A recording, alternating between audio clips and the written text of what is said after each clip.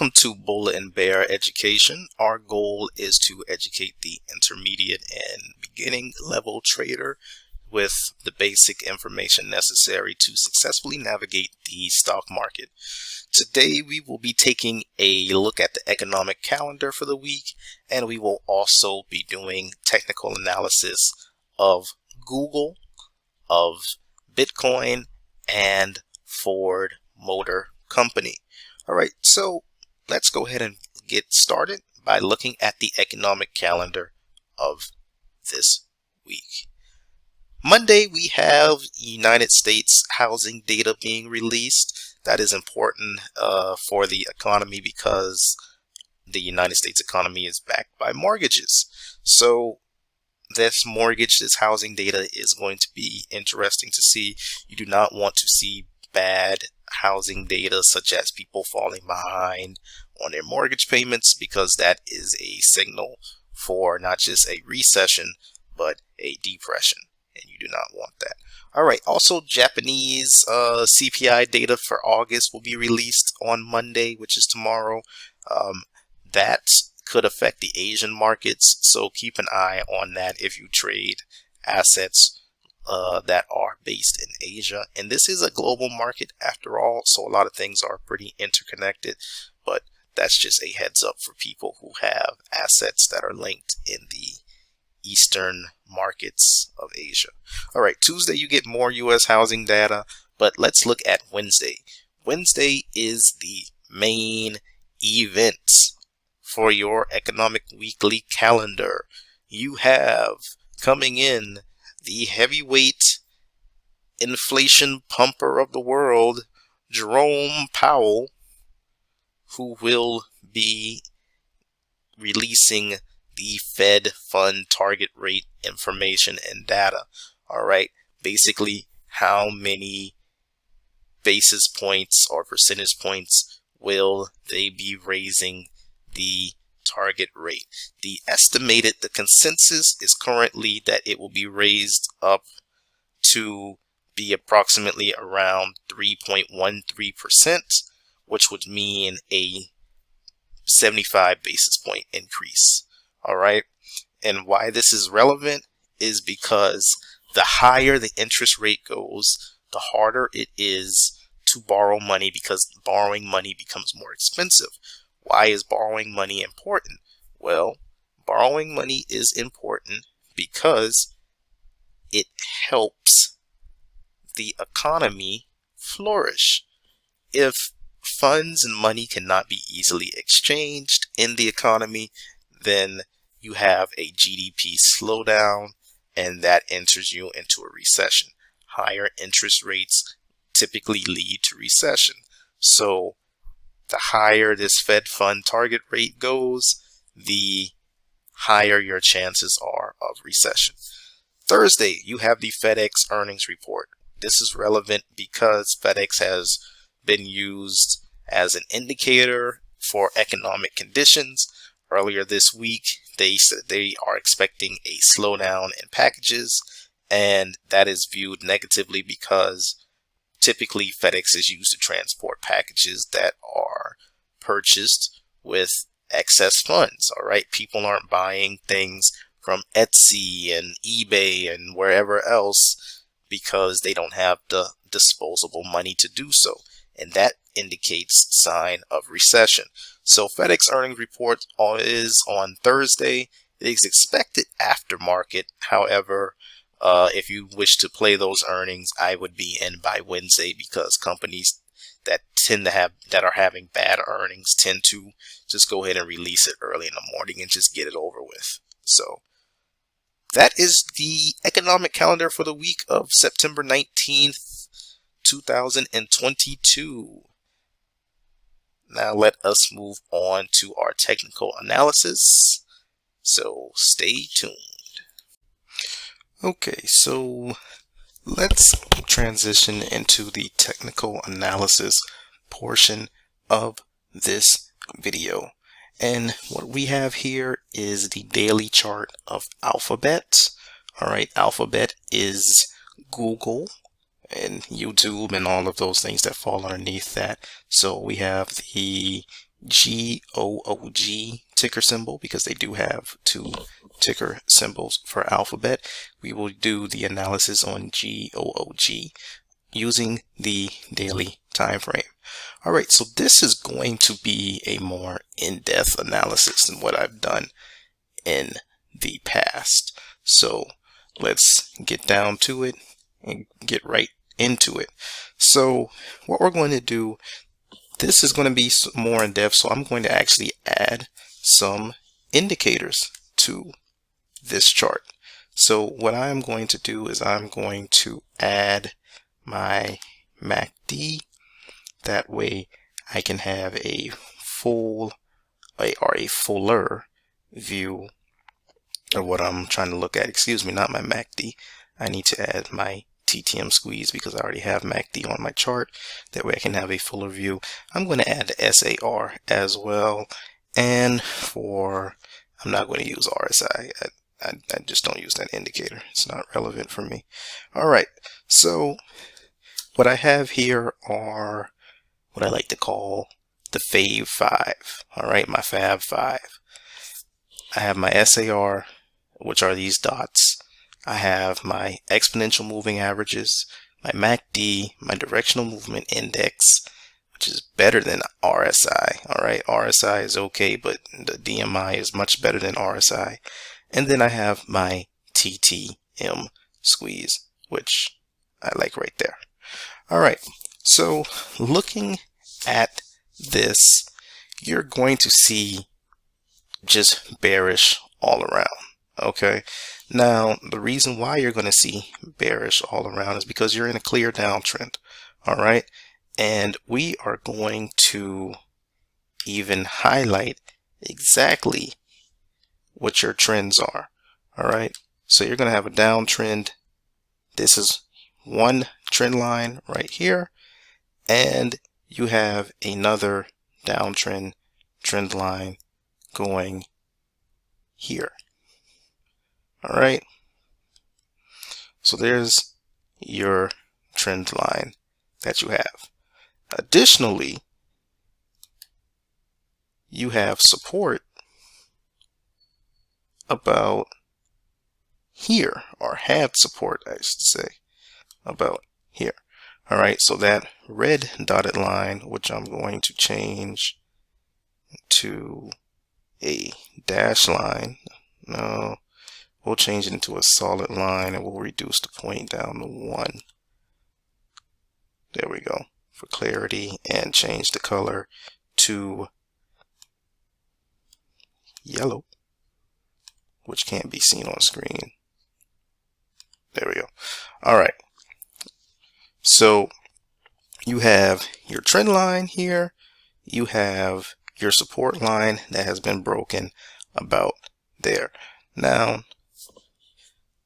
some people will say, oh, well, this is a falling wedge. Not really. It's not really a falling wedge. It's going to be an overall downtrend. Yeah, you could probably say that, but it's not a falling wedge. This is going to be your overall downtrend. You're stuck within this trading range. Yes, if you were to break it, then you would say, okay, yeah, it's a falling wedge. But look at the previous trends. Down, and then you hit another trading range, and then back down again. So I wouldn't get overly excited about this. Additionally, you've broken that support that you had around the 105 area. All right, you've broken that, and you are now at 103.63. Your MACD is diverging your directional movement average, or indicator, excuse me. The bearish momentum is increasing. Your overall trend strength is increasing. Anything over a value of 30 is considered a strong trend. Your current black line value, which is this right here, your current black line value is 21, so you're approaching a stronger trend. Now, I do find it interesting that the TTM squeeze is, moving towards the middle, but that happens sometimes when the price doesn't move much over the past couple of days, and that's kind of what happened Yesterday was a net gain, or I shouldn't say yesterday, Friday was a net gain of 0.26%. So that's why the TTM is looking like that. So overall, what are my conclusions? What are my conclusions based off of this analysis? Well, you're about to break this. You've already broken this support. You're going to break this trading range to the downside. If you do that, then the floor is unknown because there's no support there. You're going to probably drop down to levels. The price hasn't been here since the split. So because the price hasn't been this low since the split was right here, we'll have to see how the algorithms and how human traders react to the price falling below. Because 100 is right here. If this price drops below 100, trading psychology will kick in and people might feel less inclined to buy it until it can stabilize itself later on. So we'll see how that goes. Or they might view 100 as a great buying opportunity and boom, the price finds support and rockets back up. So it'll be interesting to see how Google plays out, but no, this is your upper trend line. This is going to be your support line. You want to reclaim that support around 105. If you reclaim that support and close on a daily above 105, you could swing for a bullish play potentially. But if you're unable to close above that 105 level and reclaim that support, I certainly would not look at this as a bullish play. Hey, here is your friendly reminder to subscribe, like, comment, and share this video. All right, subscribe to the channel. It helps us. It encourages me to keep on bringing you this content. So subscribe, like, comment, share, follow on StockTwits. The link is in the description. All right, so the next chart that we are going to look at is Bitcoin. Bitcoin with the daily time frame. All right, so Bitcoin to US dollar pairing here on the TradingView index. All right, so that is going to be the ticker that we are looking at, the commodity that we're looking at right now. So these lines and these prices, what they are just relevant support and resistance levels that I have noticed for this asset. However, they are designed for the 5-minute, 15-minute, the intraday time period. All right, they are not designed for the day-to-day trading. However, or the daily swing trading. However, you will still notice that the levels are relevant. If you look, you can see once it's broken this area, the price action kind of hugged it, pressed up against it, came back down, pressed up against it, down, pressed up against it, broke through, climbed up above, pressed against it to the downside, bounced up against it, bounced back up. Finally, a kill candle broke through and it hugged it before breaking down again, and it's doing the same thing. So you have your test here, and then you had your kill candle.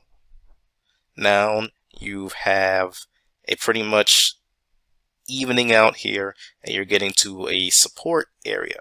What I view this as is it's setting up for a move to the downside. And the reason so is because we have our overall trend heading down. Then it kind of found consolidation here. It was unable to reclaim bullish momentum because it had a chance here, and it broke down with several consecutive red days before coming beneath the support, which now is resistance. And now the momentum is flattening out on our MACD. You see it's about to cross negative. Our TTM squeeze is flattening out, about to revert to the negative.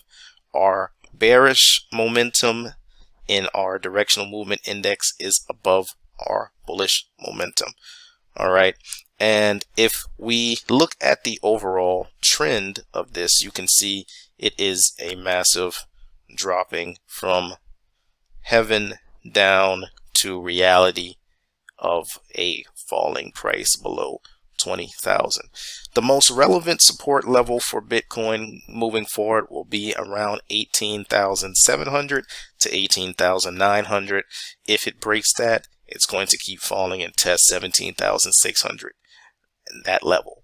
So look for it to break that level. I personally would, as it is, I would personally wait for it to get to that 18,600 level before entering into a short position for Bitcoin. If it were to reclaim and reach above this 100 EMA line, which is this light blue line, and reverse the SAR to positive, then we can consider a bullish play. But unless this SAR reverses and unless it's above this 100 EMA, I would not enter bullish, and I would certainly not enter bearish until the price finally broke below and held on a daily basis the 18,600 level. Okay, so the next ticker we're going to take is the Ford Motor Company, ticker symbol F. All right, not ticker symbol FORD, ticker symbol F for Ford Motor Company. All right, and this is a very interesting chart here. So I am happy that this was requested, because this is certainly something that I was not expecting to see when I opened this chart up. All right, so before we talk technicals, let's talk fundamentals. Ram, which is the competitor, or FCA, the competitor of Ford, has some huge announcements coming out by the end of this month, possibly this week, regarding their heavy duty truck segment.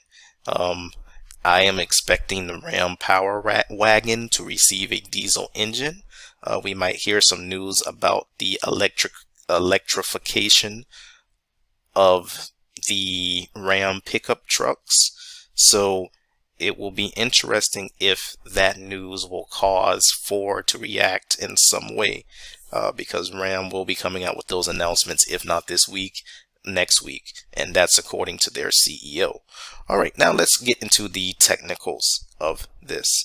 All right, so what you have here is somewhat, you could say it is a falling wedge. All right, and the reason why I say that is because you have your, excuse me, nope, that's not what I wanted.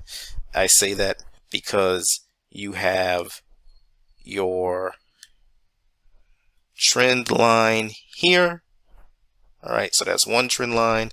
Then you have another trend line that is basically horizontal about here. All right, so it's a sharp falling wedge, plus the price is coming in from an upward angle, and you have this drop here. So it's a stretch, but you can certainly see how it's a falling wedge in that particular sense. Now that would indicate bullish price movement, and if I look at my TTM squeeze, it's squeezing towards the neutral area, meaning that it's expecting the price to make a significant move pretty soon, either to upside or it will bounce back down. The MACD is not as far apart as you would think, because given market conditions, because it's relatively, you know, trending along with the signal here. The price action is pretty jumbled, but the EMAs are still there, and it's still hugging the EMAs. Now it did break below the, it has actually closed 1 cent above the 50 EMA. So it is above the 50 EMA, and the 100 EMA is below it as well. So it does still have some moving average support. So Ford in this particular sense is not dead. It still has somewhat of a bullish possibility to it. Is it clearly bullish at this point in time? No. However, bulls have not completely lost control of this stock. what I would say is break beneath that 100 EMA at 1463. All right, so it's about right here. Break beneath that, which also happens to be our trend line for our potential falling wedge. If you were to break beneath that, then this falling wedge theory would be invalidated. The support from the moving averages would be invalidated, and it would signal a fall for the price of this stock. However, if you are able to maintain it, if you are able to not only maintain it, but to gain some momentum, some support, and cross that 20 EMA at 1514, now you have full bullish momentum to test the upper range of this trend at 1548. Let's call it 1550. Break above that 1550 area and close there. That should make your SAR switch. That should cross your MACD. That should bring your TTM positive, your bullish momentum for your indicator, for your DMI indicator positive, and bring the algorithms in to support you. If not, then it would be a rejection and probably validate a continuation downwards. We hope you enjoyed this educational video. If so, do not forget to subscribe here on YouTube and to follow us on StockTwits. Have a great day and great trading.